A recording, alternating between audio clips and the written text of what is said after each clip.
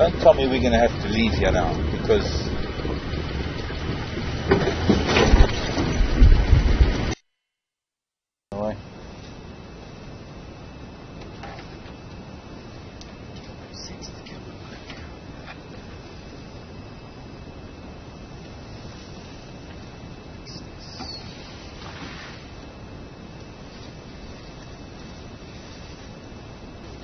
that it's all going to be good from here on in. We've had some rather serious issues with regards to internet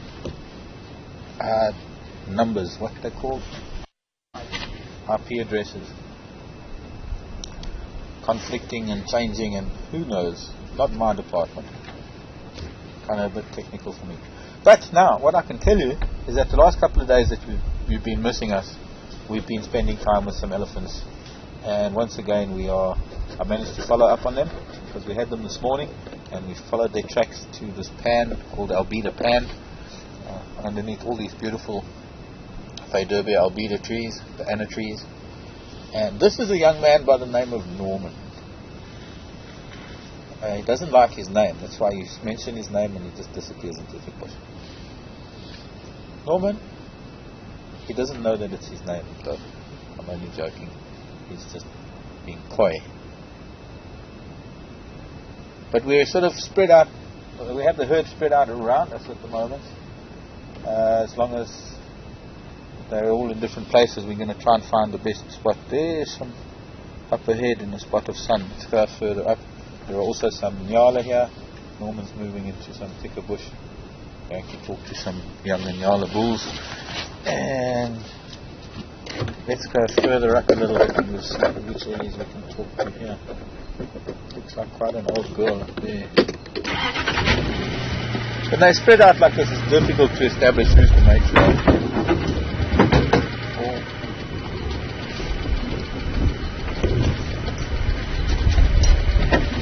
But she's not really that old. So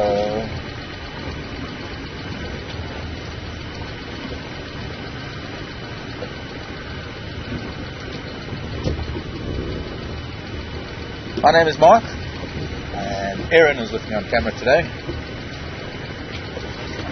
First time. You can put the back camera on and wave to everybody and say hello. I can't go much forward. She's. We've got the back camera. We don't even have the back camera. I can't go forward because she's not going to be too pleased with me. Yeah, it's a branch. Where? Right here. But it's not in front of the lens. Oh, I told you. There's a nice pic of that one youngster playing in the mud there. Let's go there, okay, if I can. I don't want to move her along. I don't want to force her to move. But it'd be nice to see that little one. I don't know if I'll even be able to get there to that open patch.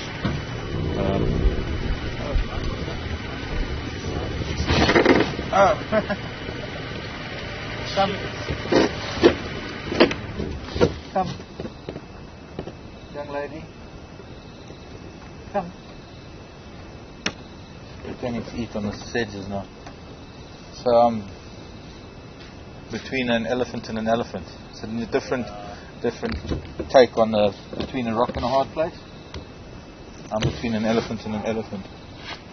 And the elephants are getting angry if somebody's not behaving with their vehicle. Adam, come in.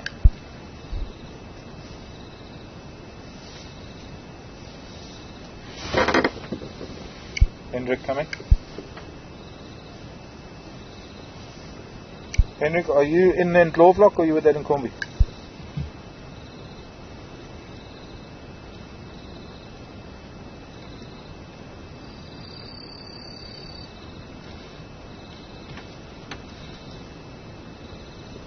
Yeah, copied. Yeah, I'm with them now. I just want to see who's in this lot because I can't get Adam.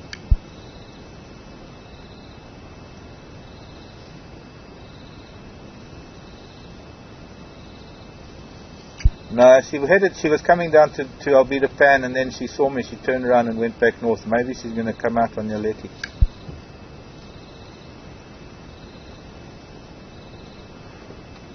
But I'm not going to follow up on her. because we don't put them on camera. And of course Brian is in final control.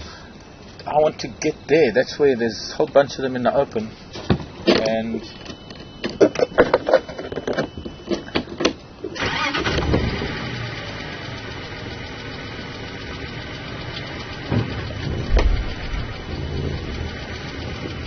the whole herd's coming out into the open there.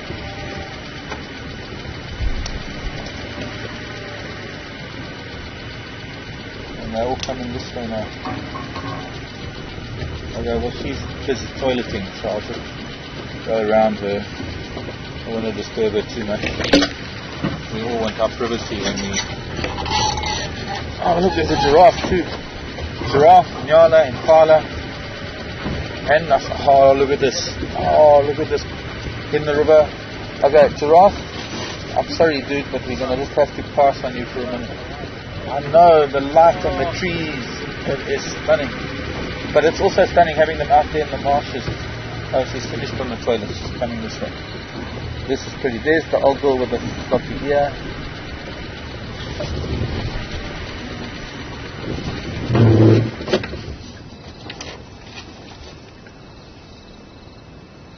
Hello, young lady. If you zoomed out, could you get the whole tree? No. Oh, you'd have to get it with the back cameras if we had the back cameras.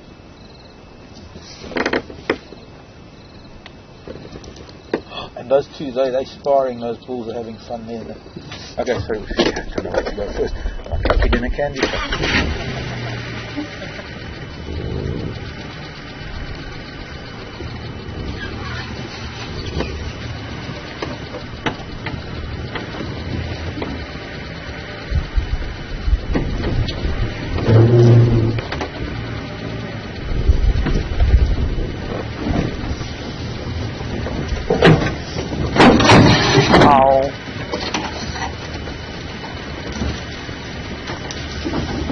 Oh, there's a big bull. That's Norman. Norman. Oh.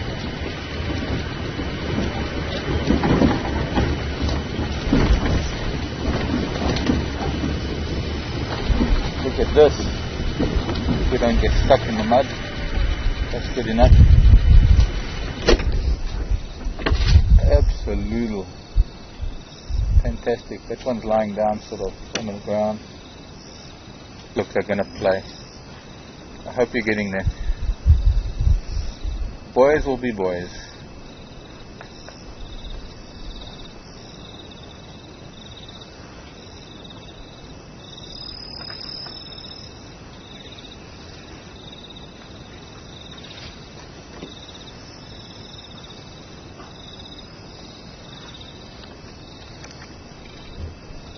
Pulled my camera out too late.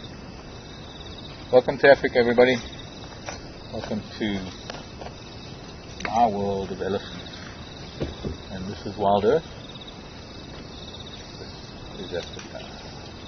This is a young bull and an older bull having a little bit of a sparring session. I think the bigger bull's bullying a little bit because the younger bull turns back again. They're having fun in the mud or something at the back there.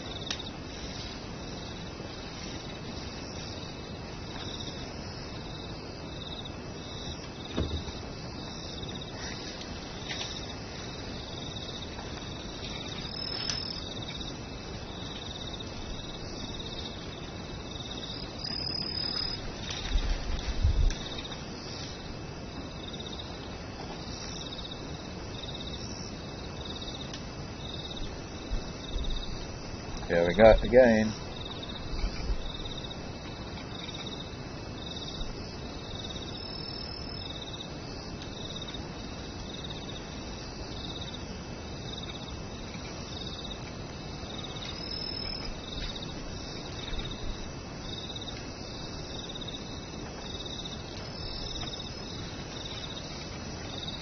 Two pairs of bulls having a sparring session.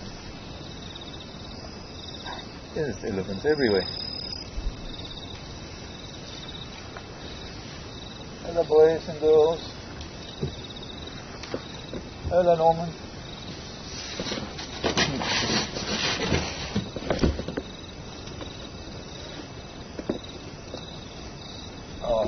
missed.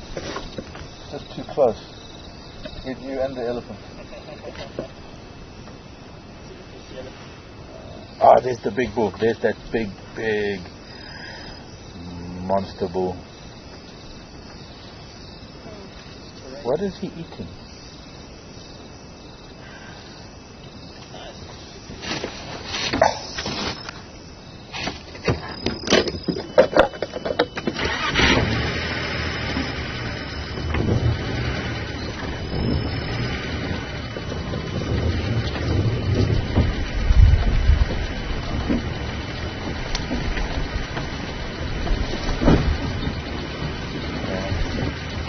No, must be a bit too muddy here. Just gonna put you up.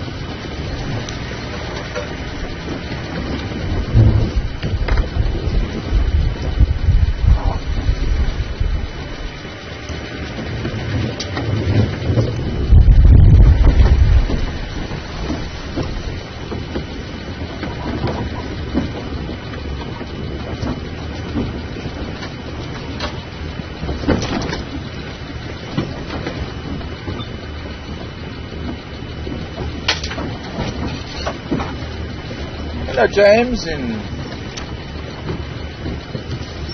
Kansas City, Missouri. Kansas, look at this. They're all coming into the river now. Hello, James. You're not in Kansas anymore. And we are in Africa. Yes, but James is asking a very interesting question because those elephants were sparring and he was asking whether that was playing or whether it was posturing, whether it was... Well, it's a bit of both, really. In the play that they engage in, yeah, they're playing again. Actually, it's a cow and a youngster that are just greeting it. But in playing, they kind of establish a bit of a hierarchy amongst themselves. They're going to play right into us. I've had this before. They almost bump into the lander. Little boy, just watch where you're backing up, okay? Oh. Pity we don't have the back camera, but careful, you nearly got his eye. It's not very serious, but it's just what little boys do, and it's this kind of behavior that they're not only developing skills, developing sparring skills, but they spend a lot of their lives together and they spend a lot of time playing together, and in the playing that they're doing, in this sparring, although he's just one on the left is being a bit of a bully because that other one's a bit younger, they pretty much determine their status amongst the bulls in a given area, so that sometime later when they become adults and it comes time to really be serious about asserting dominance, the fights don't really get very serious because they know each other's strengths and weaknesses and they know how far they can push each other. And then you'll always get the one bull invariably acquiescing because he knows that the other bull is stronger than him. And it's only really when you get two bulls of equal strength that the fight gets really, really harsh.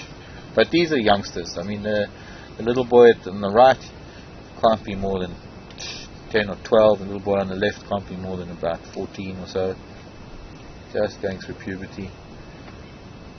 Got a bee in their bonnet all of a sudden. Just such amazing light down here on the Timbavati River. Look at that. I guess that little boy is giving as much as he's getting.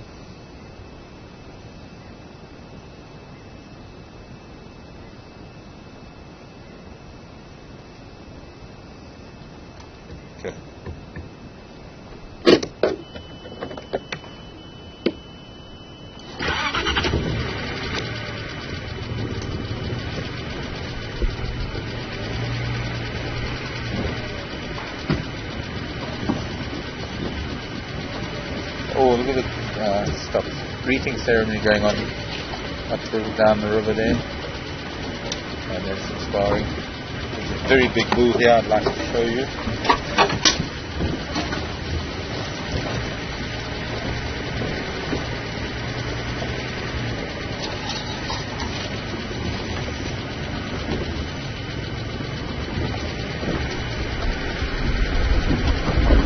be there, but we can't. You hear what they're talking about? Lioness and cubs. Yeah, but only one vehicle is allowed there at a time, and there are like 6 vehicles waiting to go in, which at 10 minutes or so. Hang on, let me just listen to the liner.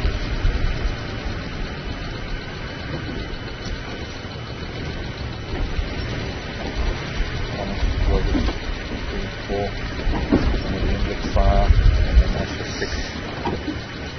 That means at least an hour, hour and a half, plus about an hour to get up there. So as much as I'd love to do it, I can't.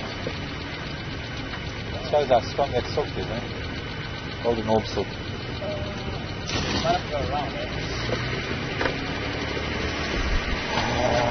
And you can't, that means we'll be able to push it.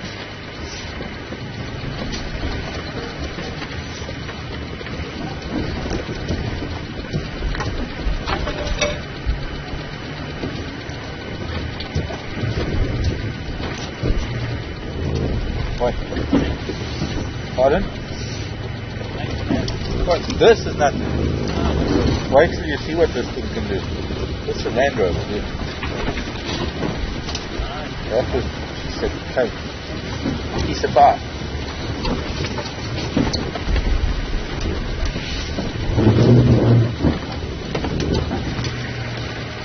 We might have to go across the river at some point.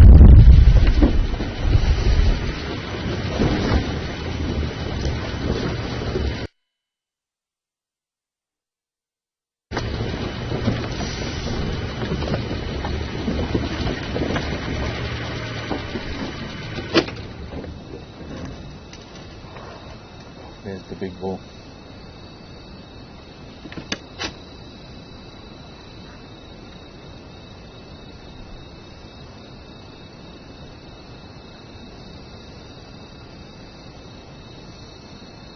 The little boy.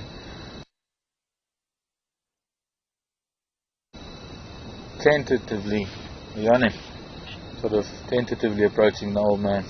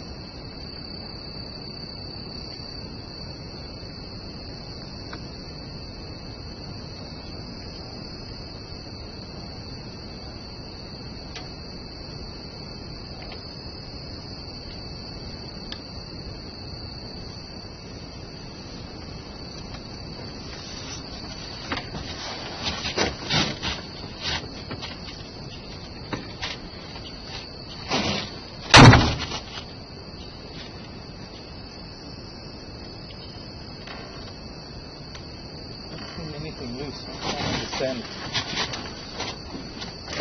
So I might have an idea as to why I'm doing this. Okay, just be second in case I miss something.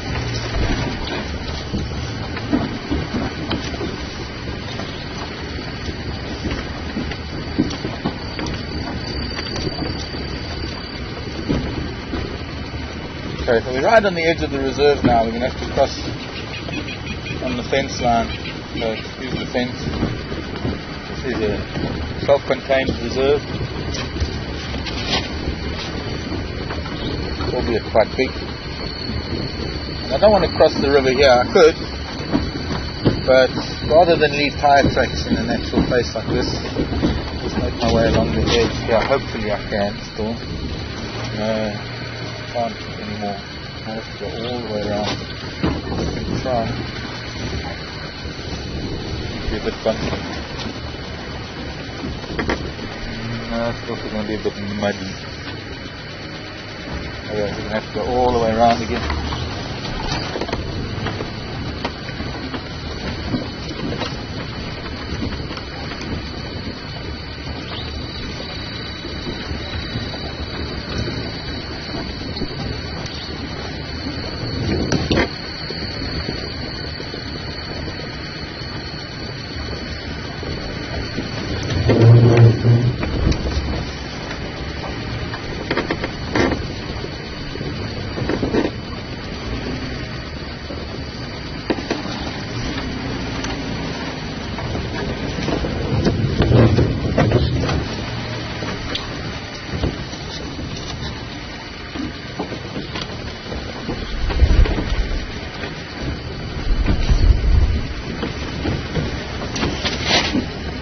So, what was I saying earlier? I thought everybody was online and they weren't. And I asked a question and I found a flower for the ladies. Took a couple of photographs in case we weren't going to go live and I could have posted it. Haven't been able to do anything on Facebook because of internet issues.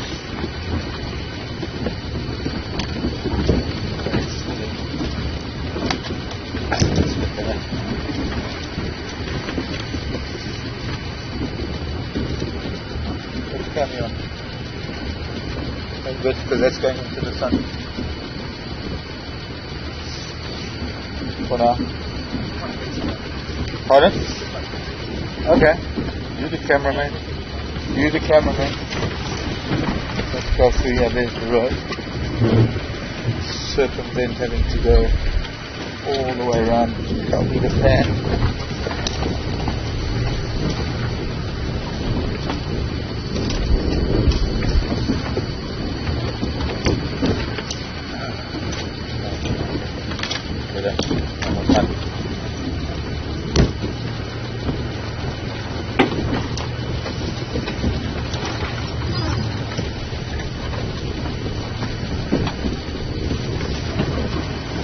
We're not going to go past that flower. We have to find another one. Oh, there's a purple crested lory. Please stay there. Can you see that bird up there? Aaron, you be my hero. You can get this bird on camera, especially when it's flying. And it normally doesn't sit. Oh, it's in this jackalberry. It's in the sun. There, going through to the middle. Come on, please, Larry, please, please, please, please, please. Behind, don't higher. No. This is for the birders. World Birdwatch, RC, and Dave in the UK, and Raisa, and if you're birders, bird watchers, let me know. Always keen to have birders on board, and we don't have many opportunities. No, it's still up there, probably feeding on the jackalberry fruits that are starting to ripen. The most incredible bird that we will see, almost one of. There it is, through that gap, but you higher than me, so you won't see it, and it's on the back of the tree. It's called the purple crested Turako. Ah, yes, awesome. Sitting in the shade, actually you can almost see its purple crest. Can you see it? He's in the shade. Yeah.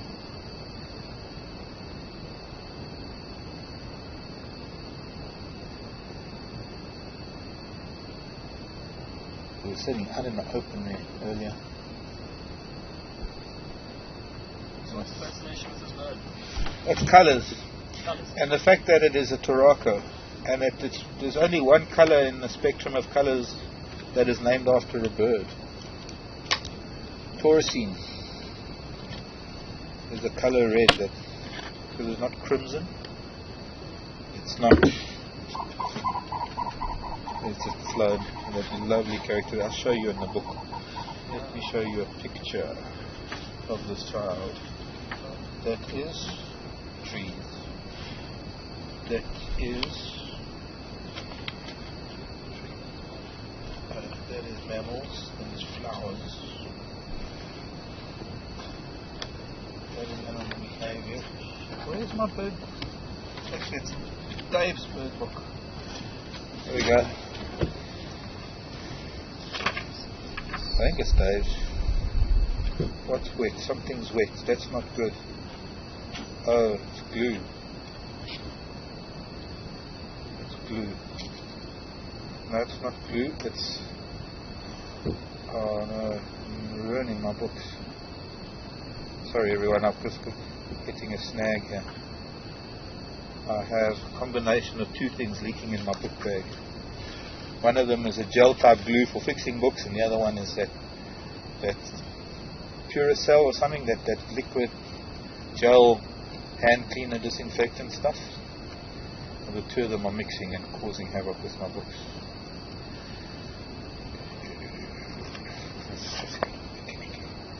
Where are the blueberries?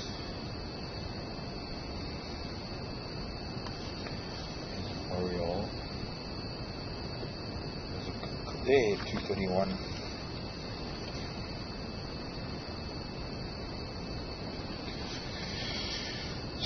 So, this one here in the middle, let's get some sun on it. If I do that, okay. This one, number 4, there's wings, and that's the bird.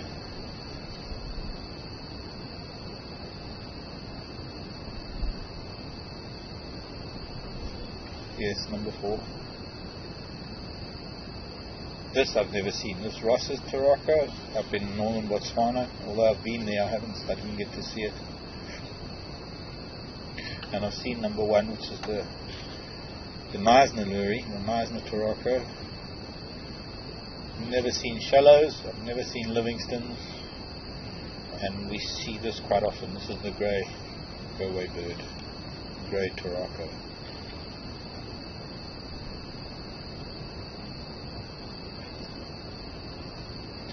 Okay, elephants it is, but no, before we go, I need to, oh boy, CVS pharmacy, hand sanitizer, leaking everywhere.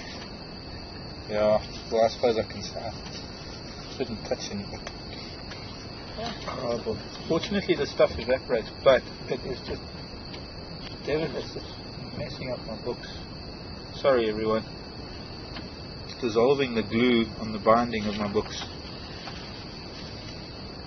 It's my fault for putting it in the book bag in the first place.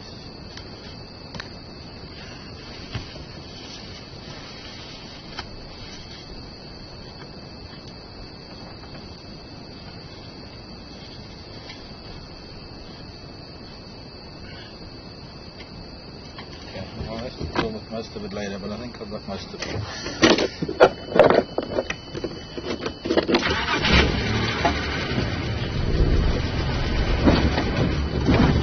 What was that quote I said and you said Martin Luther? Neither can I, because it wasn't him. Anyways, lovely smelling stuff. It smells fresh. So this is the eastern boundary.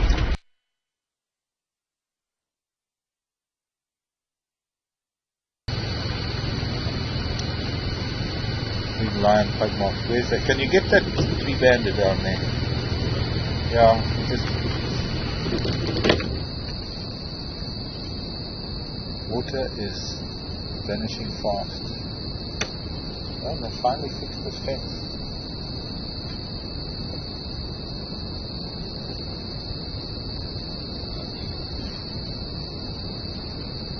Hello, Elise.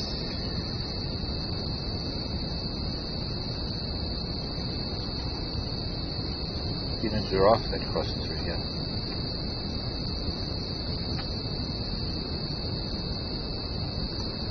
Got it.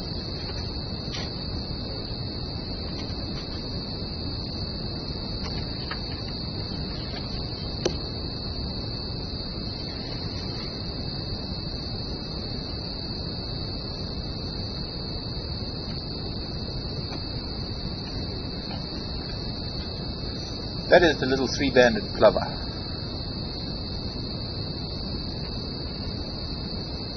Anyone want to keep track of our birds?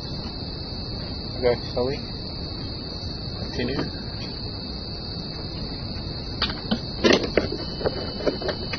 You want to get the lion track? Well, there's that, but not so great there. There were more in that mud there. I know, because it doesn't look down so well. Yeah.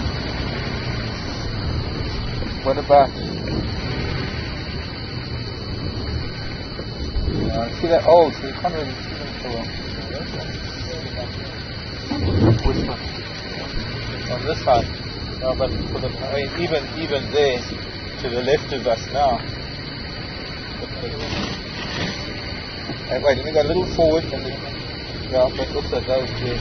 Look at those. You've now got a selection. I'm just going to try and show you some lion tracks that from, it must be about a week ago. A couple of big male lions were up along this fence line. And it was the morning that we went, and we were so disappointed we couldn't go live. And that was the morning we had a fuse blow in one of the deepest recesses of the equipment.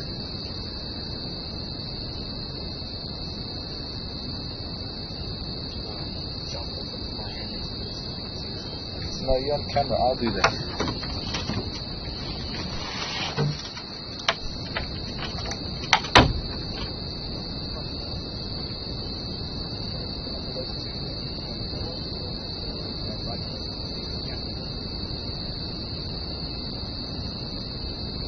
Got it?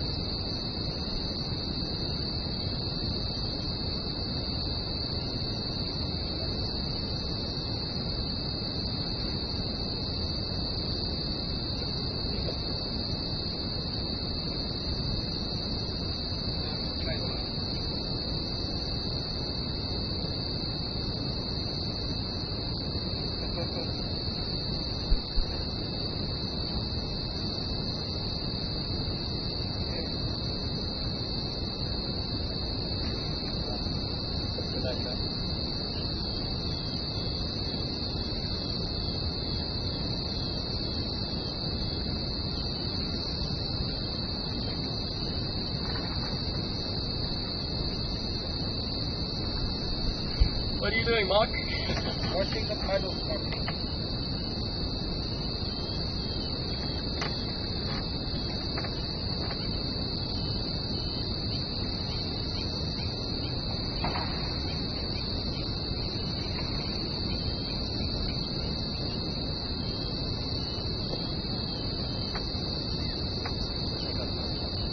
Well, no, not immediately after taking out this one. Oh, that's a big one.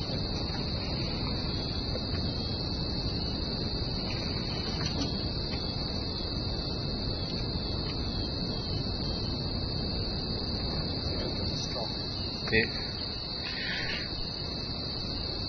Indeed they are.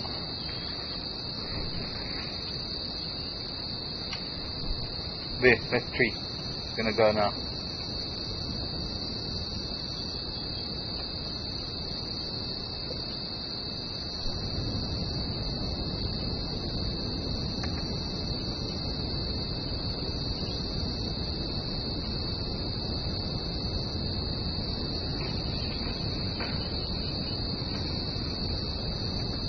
Yep, I'm already recording. giraffe.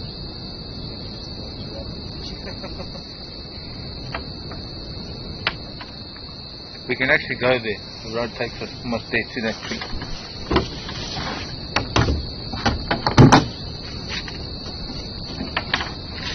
So it's walking in that clay, it leaves a layer of mud under the feet. Or shoe. That elephant moved off now. So I think it was just rubbing against that tree more than anything else.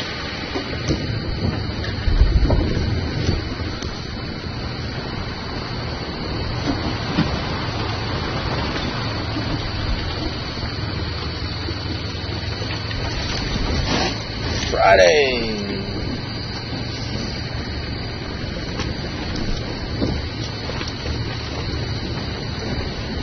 We don't have a TGI Fridays in Africa. Although we've just got our first Burger King in Cape Town. Not that we need another franchise fast food joint. But I suppose anything to compete with big old golden arches. They came here a long time ago. Look what these elephants have done. They've blocked this road.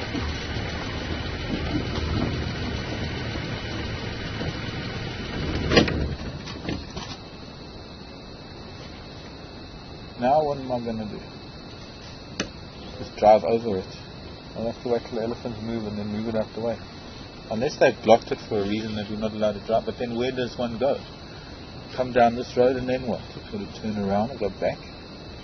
Anyways, here's my question. Is he going to do anything to that? No, he's just picking that small leaves.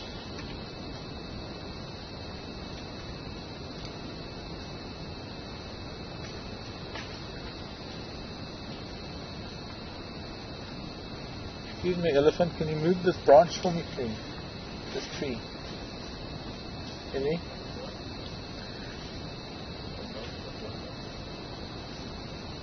In fact, it's a young cow. There's another tree at the back there.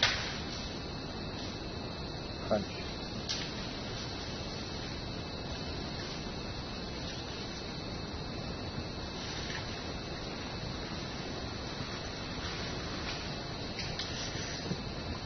Surrounded by elephants breaking trees down.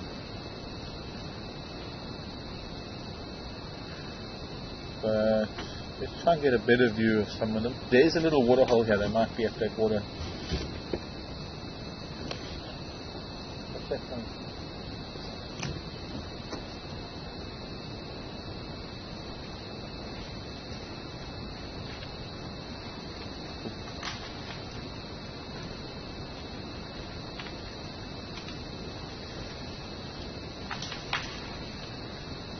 There she comes.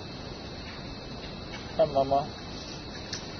Hello, pretty girl. Look, she's got a dotty on her forehead. She's Hindu. It's supposed to be red. Oh, you our friend from that first time. Hello, baby. Yes, I remember you. You came to say hello the last time. Okay. Can you move that branch for me, please? Just that one, yes. That one there. Pick it up, please. You stepped out. You missed it. And the moral of the story is you can't get an elephant to do your bidding. I'm interested in that noise.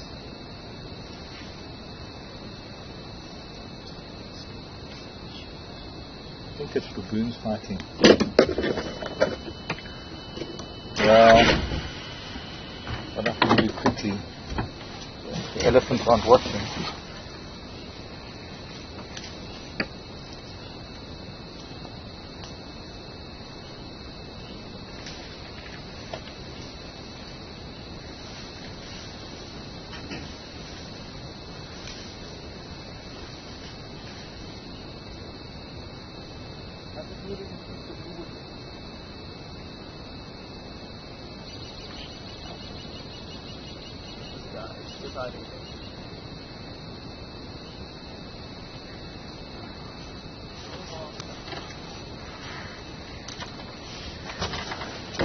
Ow!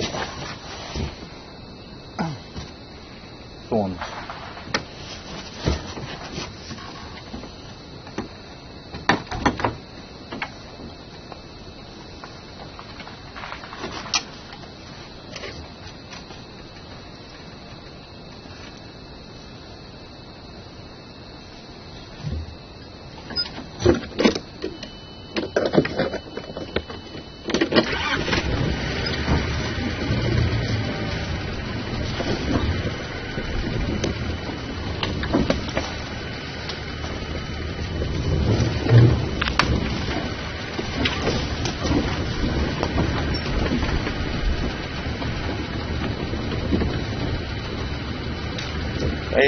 I'm going to do another loop and come through camp again tonight, I think.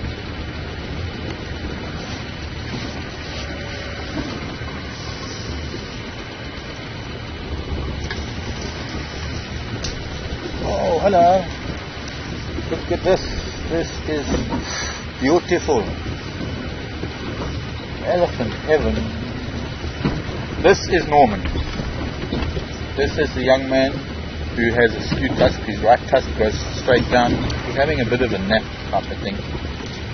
Hello, Norman. Hello, lad.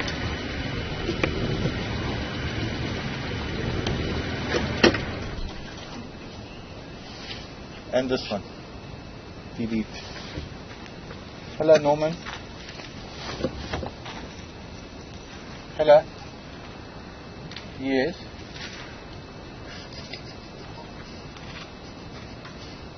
Good afternoon. Glad you're coming. You're going to dribble no stuff on me. Hey?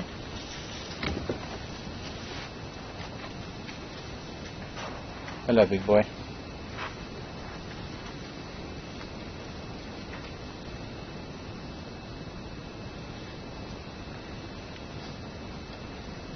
Oh, you didn't have this one.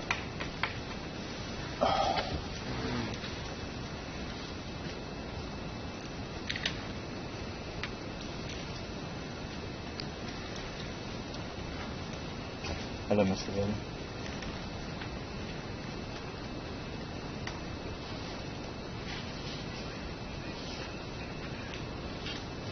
No. Okay, put it on now, because we'll still have others come and say hello. Perhaps. She's coming to smell Norman's toileting.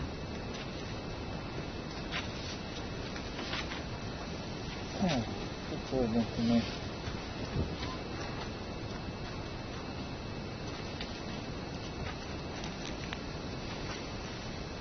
Good afternoon.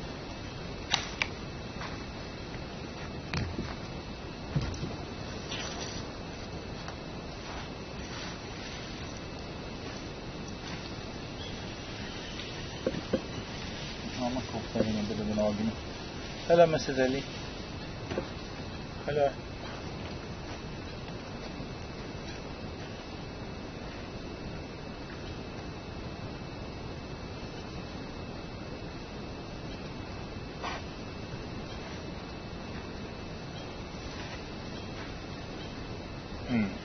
You think that's your better side, do you?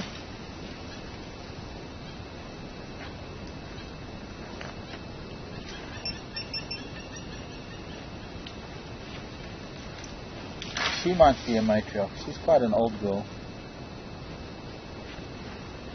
This one on our right. And keep this going. Please.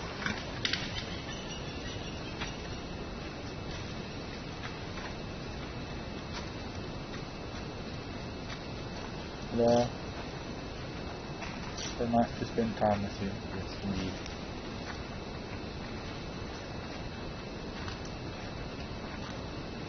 These are all the ladies of the herd.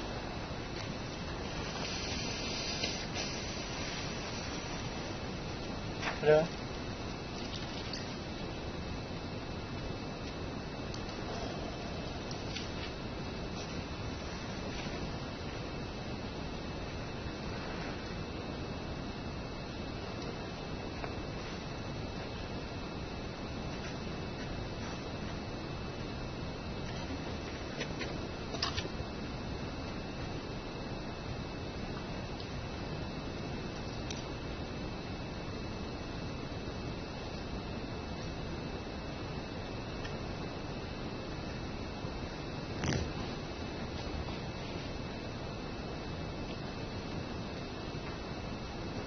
wasn't me that did that.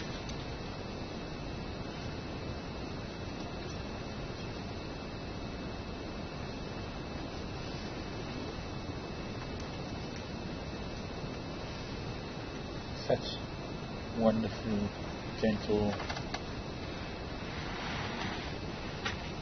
intelligent, spiritual,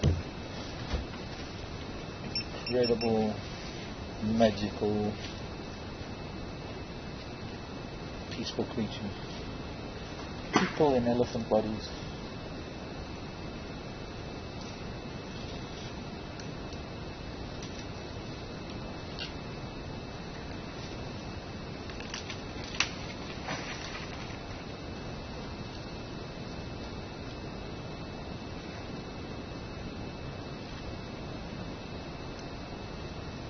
Grass, trees. Okay, we need to move, Mrs. Eddie, because I want to go and film you, the rest of your family.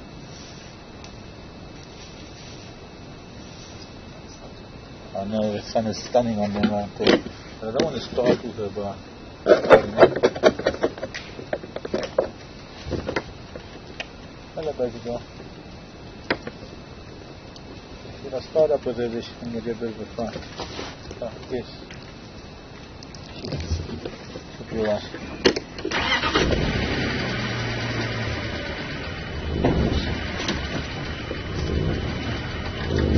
This is holiday. And of course, I'd like to know what school that is actually. This is holiday. Asking about season change and what temperatures we have. We're going into winter. Soon, in 3 weeks' time, we'll be in the winter solstice, which is technically almost like midwinter. So we can't get to these elephants because there are other elephants in our way.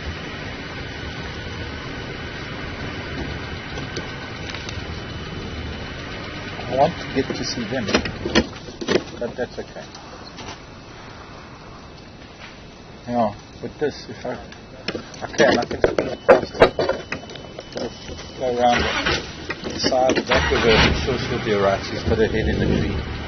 And she'll be fine. Relax. Carry on doing what you're doing. And just coming through.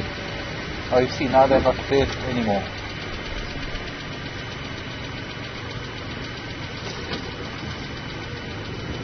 They're not there anymore. They were here at this waterhole in the sunlight. There's two bulls playing now. Oh, you wanted to say that guy?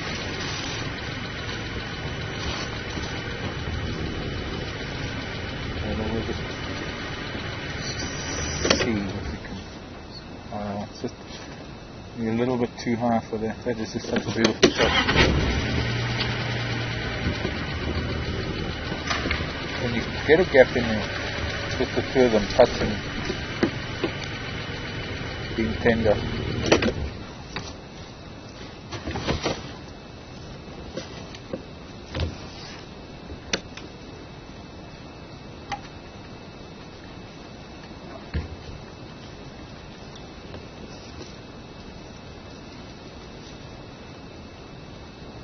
So the seasons, yes, and temperatures. We don't have as much of a winter as one gets in the northern hemisphere, or even further south perhaps in the southern hemisphere. It's not that we're close to the equator. We're about 20 something degrees, 24 degrees I think, south, if I'm not mistaken. Our daytime temperatures, I'm going to give you in degrees Celsius, and then the class can go through the mathematical conversion to Fahrenheit. Look at these two. I need to try and get these two on camera, but boy, that's great. There goes another tree. Wow, like a rifle shot. I don't know where to look first. There is, but I wish we could just look at this from another angle, because these two are just.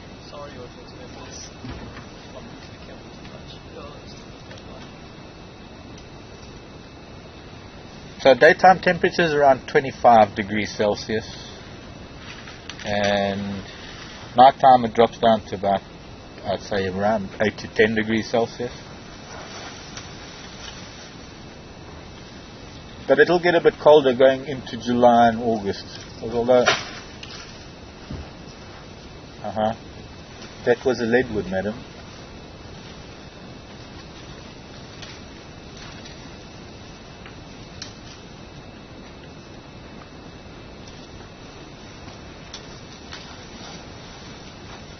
This one.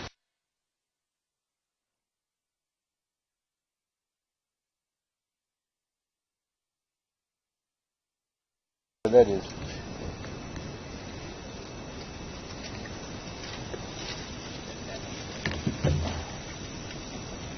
I can stroke an elephant.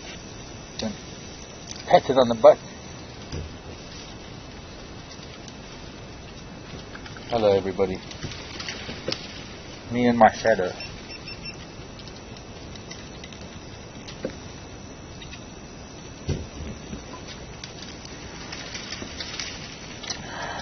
So, Ruth, yes. I hope I've answered that question. Hope you're doing okay down in Florida.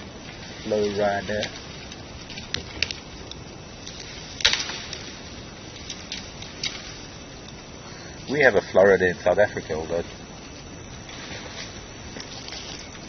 an elephant, I'm afraid, and they do have quite a large vocabulary. So I can't tell you exactly what it was that the elephant was saying. It is a communicative call between elephants in at close quarters, where they can hear each other. At greater distances, it becomes a much lower frequency. We're going to be stuck here because now I can't go anywhere.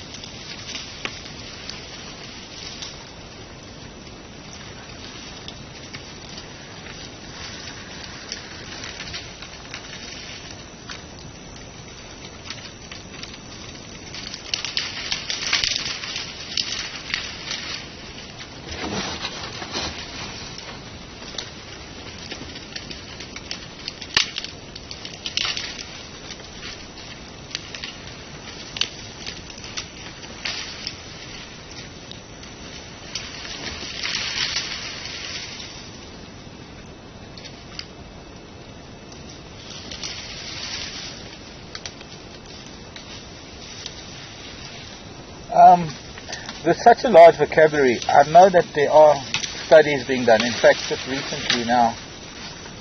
What's your problem? What's with the rush?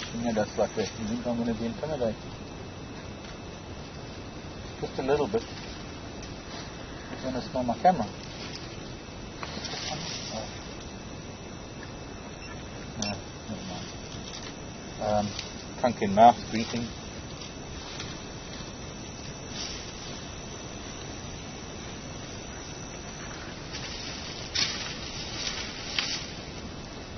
There's one actually on top of the other one's back. I can't see that. So with a lot of the rumbles that we hear, the lower frequency calls, or rather the higher frequencies in their language, which is the lowest limit in our audible range, they have a variety of different meanings, and I'm really only now that the likes of Katie Payne and Joyce Poole, that they're starting to identify what some of these calls mean. They have words for different things. They're not calls. They're words. They're sentences.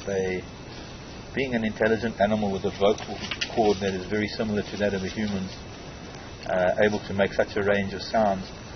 They are able to talk to each other and tell each other things with specific words meaning different things. I'm still waiting to read some of these studies to try and get some idea of it all, but I couldn't tell you exactly what that call meant.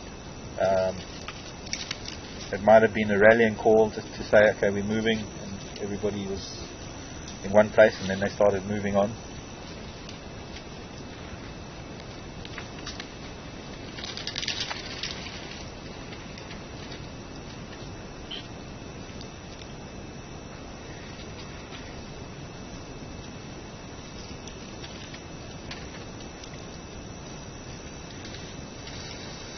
So getting back to Ruth's question, I mean, most, oh gee, that's so nice with the sun.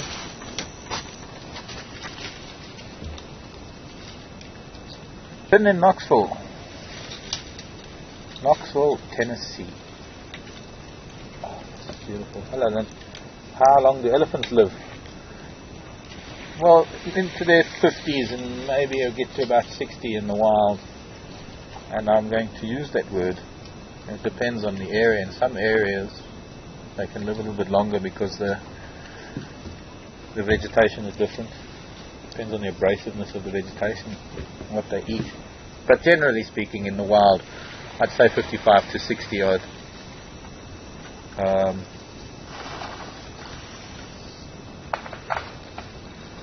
I think they have lived a lot longer in captivity. I think there was an elephant, was it in England, in the London Zoo or something, it lived to nearly 100. But that's with special nutrition. And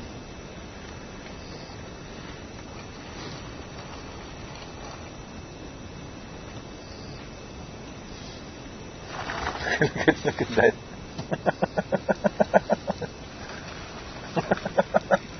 She's playing with the water and just having her own little game.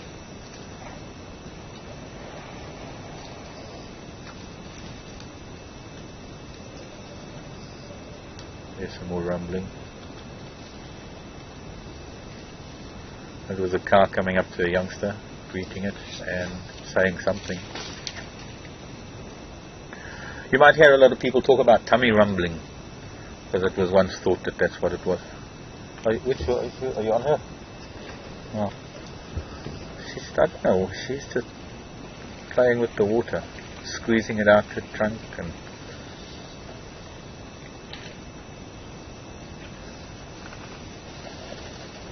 maybe she's got a toothache or something. Don't know, maybe she's trying to wash something out of her mouth, because she's not drinking the water, she's just squirting it quite hard into her mouth. Oh, they all are. Maybe it's just dental hygiene, oral hygiene.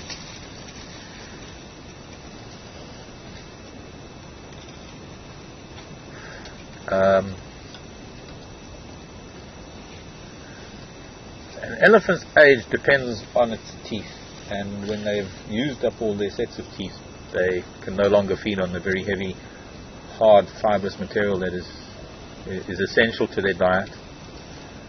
Things like bark and tree trunk, tree branches. And when the teeth get worn, all they can eat is grass, and unfortunately that's not very good diet for them, eating only grass. They need the roughage and fibre to clean out the system. Oh, there comes that big tuskless girl. I've never really seen elephant cows pushing each other and almost sparring. That youngster splashing like that. Oh, there's some dynamic going on there for females to be doing that.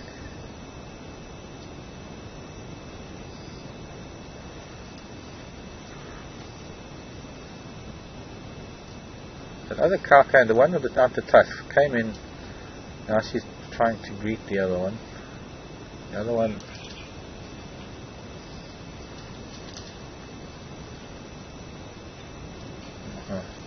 Yes?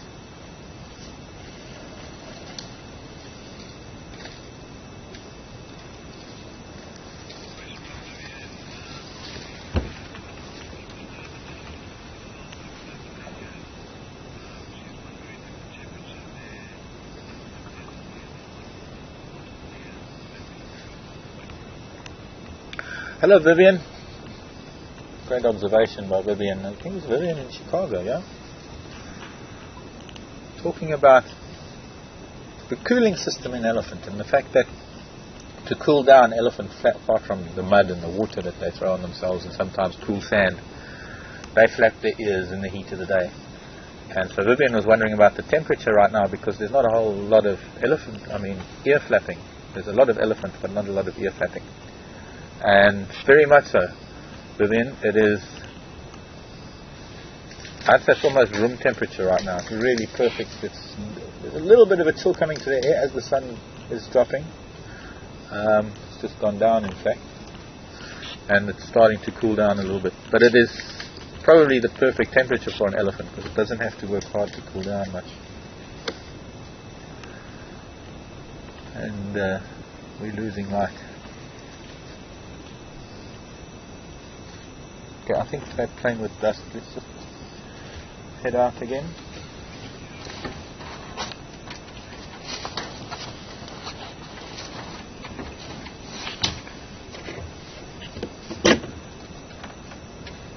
Pass next question, please.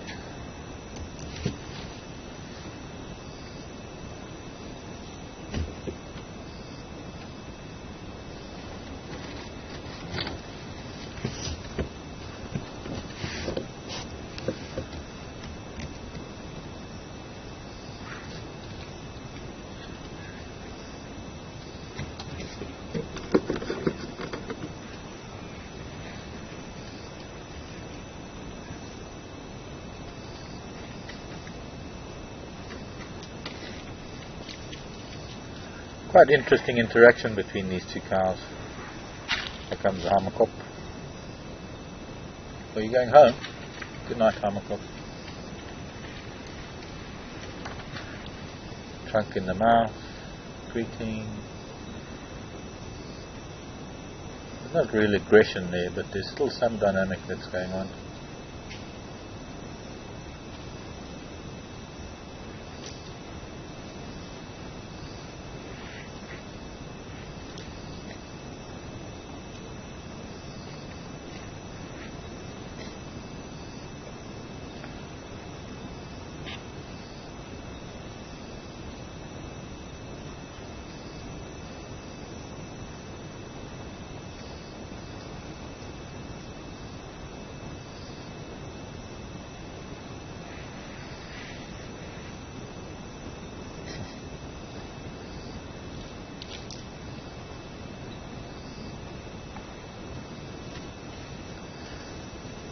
This is really unusual.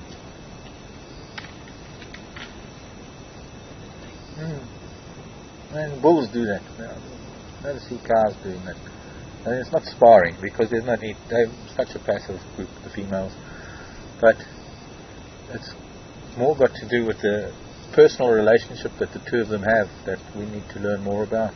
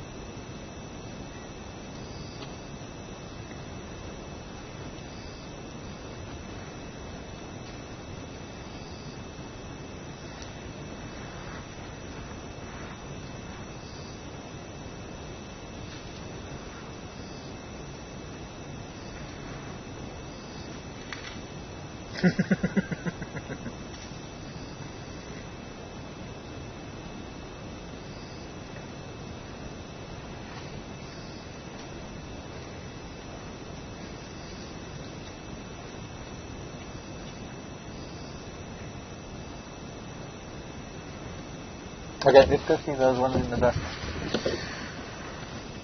I see she's doing it also. I think it's just mouthwash. Listerine. From your local terrapin can.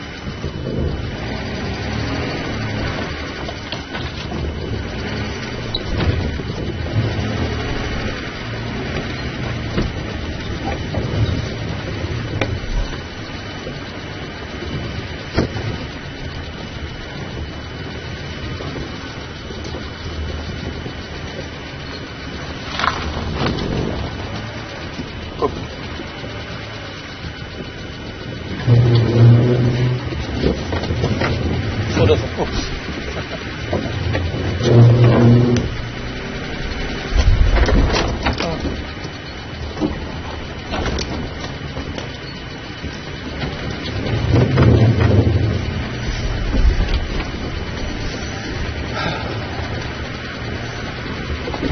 day with elephants.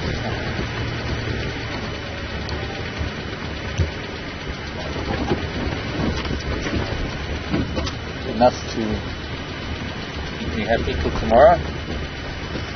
Put me in dreamland. Sleep like a cat tonight. Don't know why there's this. What's the saying? Sleep like a baby. And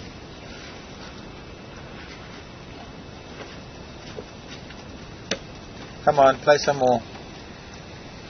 Hello, Beverly in Australia. Gee, it must be quite late in Oslo. Ooh! Caught a few gory branches in the middle there. Mind the sticks. Mind the sticks.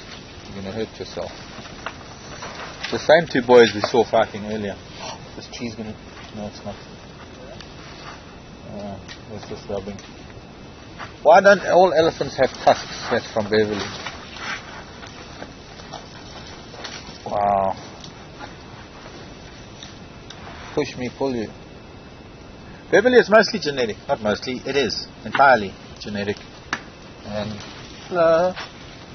Hello. Yes, let's sort out those boys. They're being naughty. It's one of these things that there's just elephants everywhere.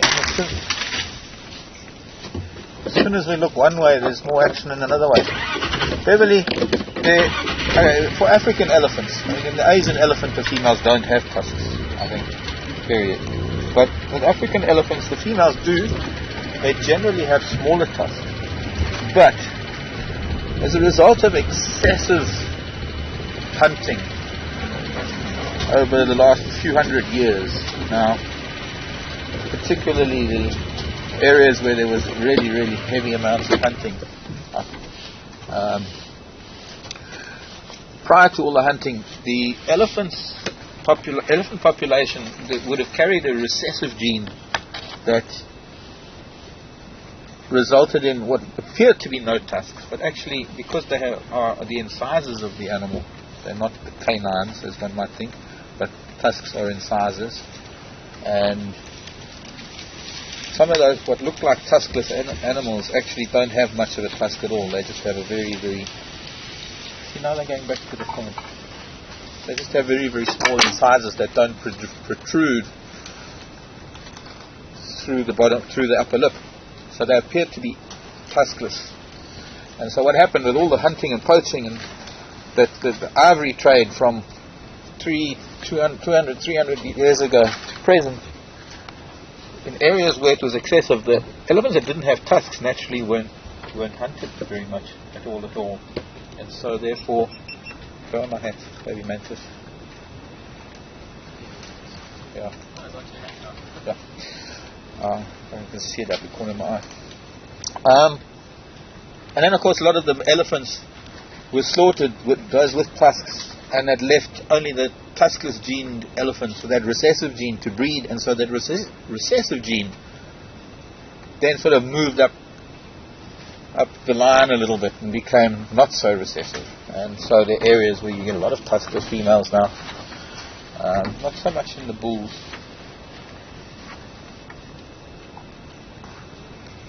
But that's why you can get elephants of the same age and have two different sized tusks.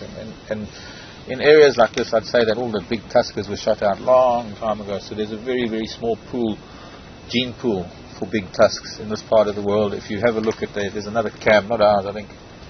Don't know whose it is, but there's a cam on another part of Africa where there's some big tuskers. Sadly, one of them was poached recently. It makes me ashamed to be a human being, but I am. And there's nothing I can do about it. Come back as an elephant next time.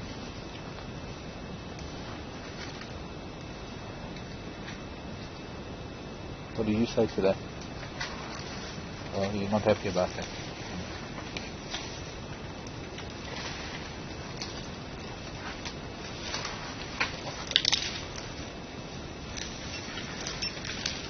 That's a bit cheeky. Poking it in the back with. Well, I'm here, so where are you going to go?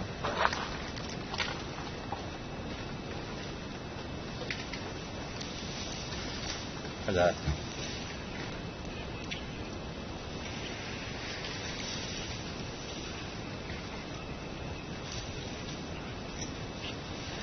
Debbie in Japan, wanting to know if it could be mother and daughter. I suppose that was those other two, mother and daughter interacting. Could very well be. You're quite right. Could very well be mother and daughter interacting. Even these two now could also be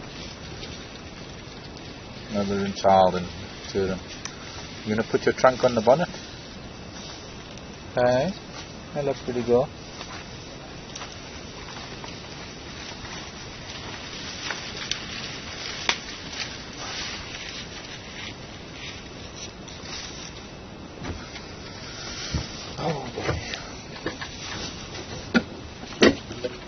I think Aaron wanted to see elephant, didn't you?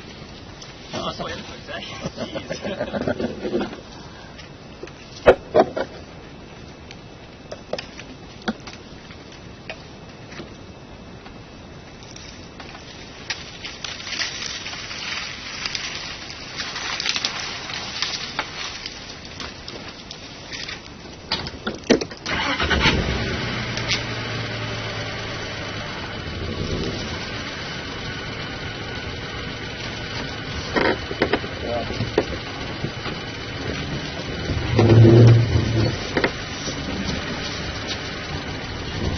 I don't think these elephants know exactly where they want to go. They're going backwards and forwards all the time. Looks like they're heading back to the river now.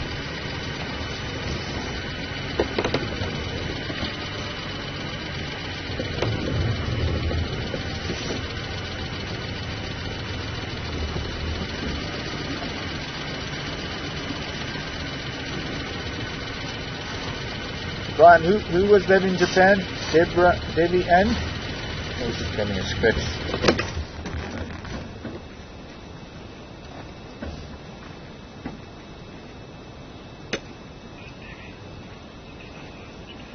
Oh, it's Debbie from Okinawa. Debbie doesn't sound very Japanese.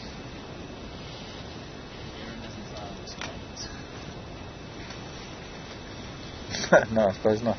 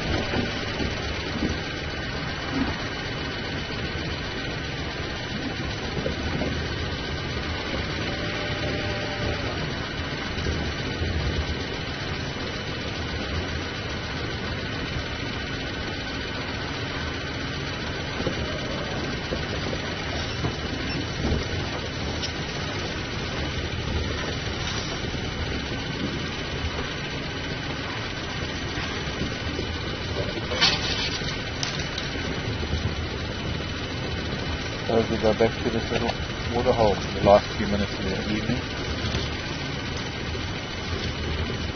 It's getting rainy. This is incredible.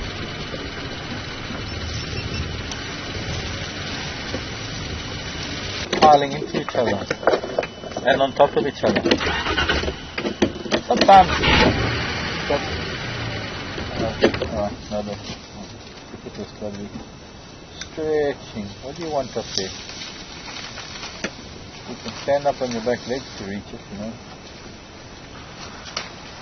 Why is that little piece of guarri better than all the other pieces of guarri? Something's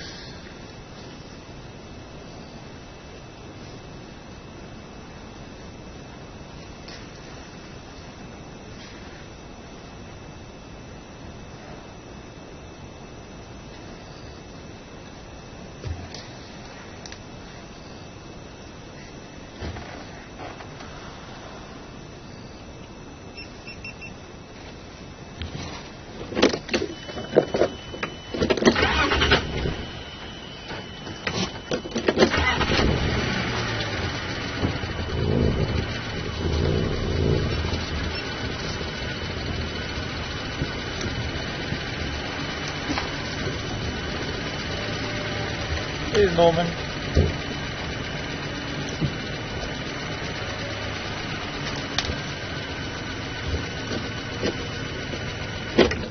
She's feeling that tree stump with her foot. Probably giving it a bit of a scratch. Found a nice little sharp edge to that tree stump, and actually it's her hand, not her foot.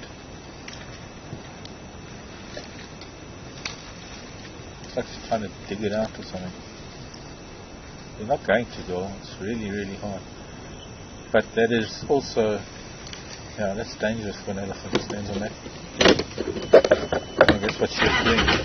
Yes, last question of the day.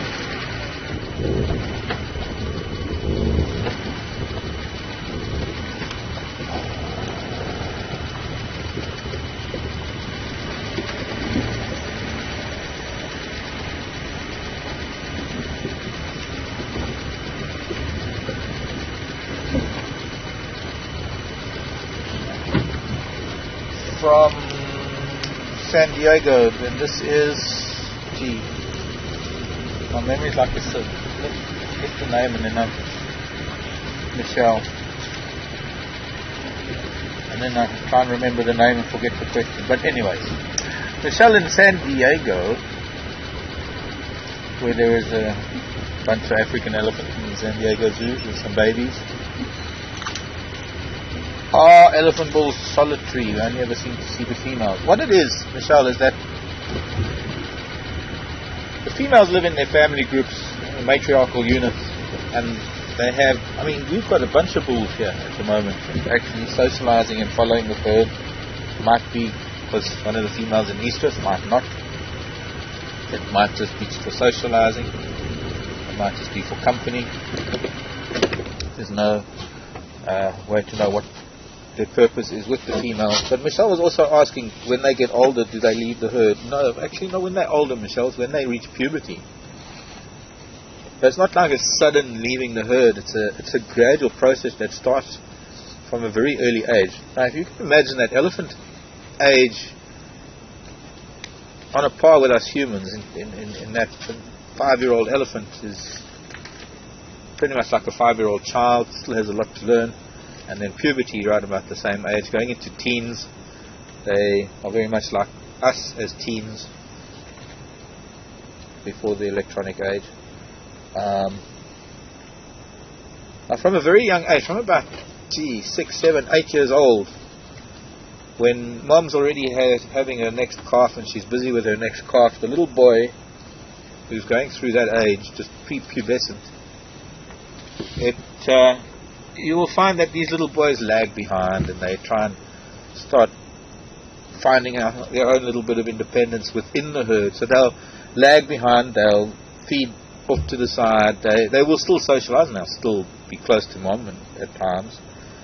But generally from about that age, going through puberty into their early teens, they slowly but surely start lagging behind even more. So that when they're in their early teens and they've just gone through puberty, they don't really have much interest in the female groups anymore, and the babies and the whole spiel about elephants and calves, and they need to learn what it is to be an elephant bull. So they leave the herd eventually, and they'll find older bulls as mentors, and they'll learn all the rules about being an elephant bull. Look at me, I'm sitting and jabbering away, and the elephants have all moved off.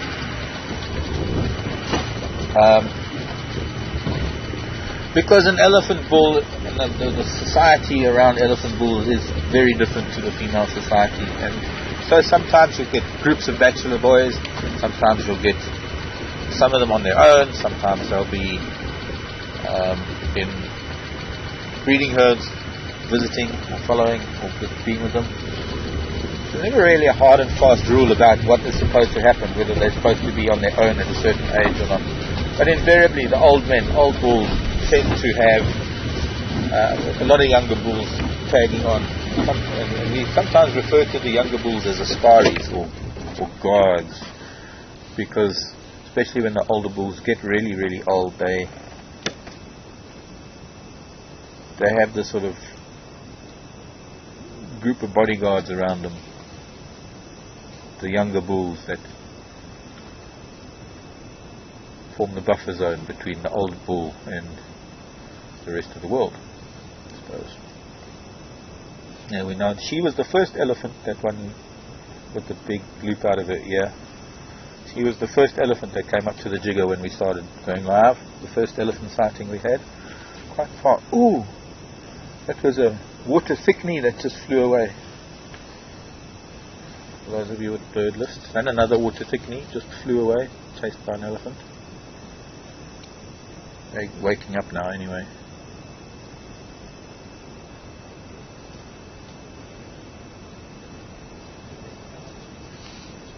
I know.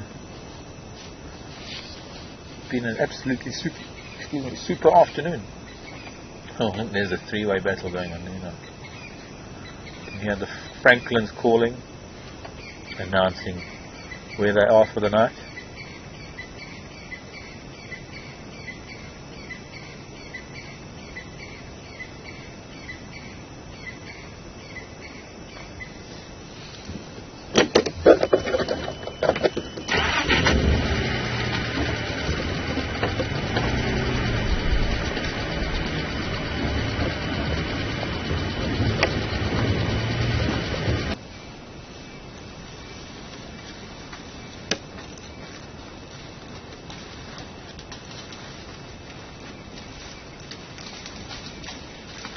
We're bringing their three-way tussle this side.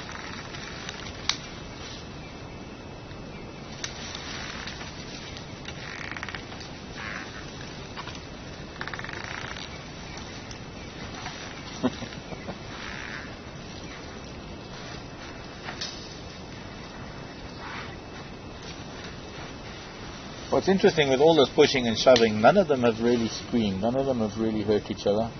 You often will hear a very audible, very loud scream if someone gets hurt or pretends to get hurt or wants to get the attention of an older cow.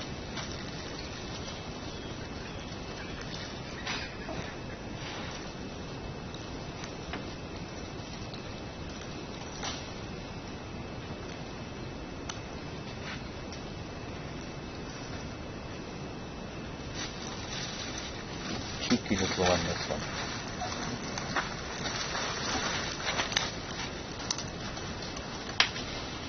Just remember where I am if you're backing up. Backing up. Hello, Mama. Oh, right next to you there. If only I could get... Sorry, dude. We'll get there eventually. Like now, maybe.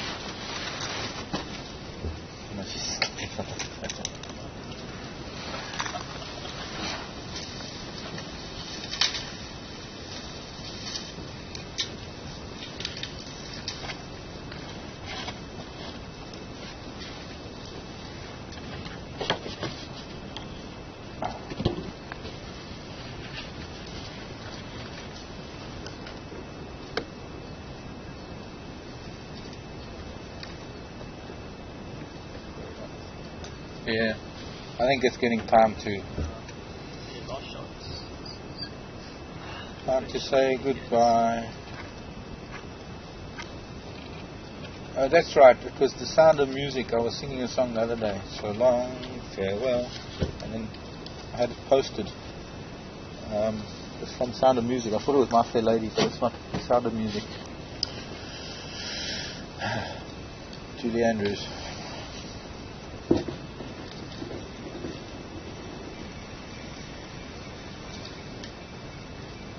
Touching your hand again. So, as I say, so long, farewell. My name is Mark. You've been with us in Thornybush Private Nature Reserve, here in the wilds of Africa, South Africa, just on the western edge of the Kruger National Park. And we've been with elephants this afternoon. Aaron has done a sterling job on camera. Brian has been back in final control.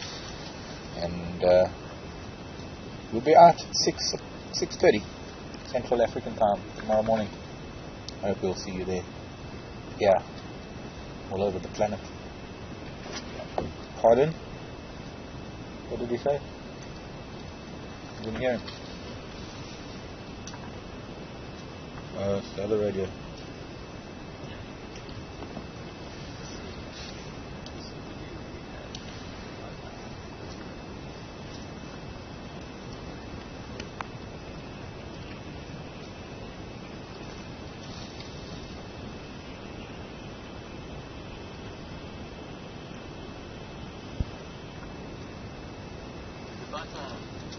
It is goodbye time. You saying? Oh, yeah, then at the back camera for you to say goodbye. I'll just do a quick little fade here. Goodbye, people of the world. And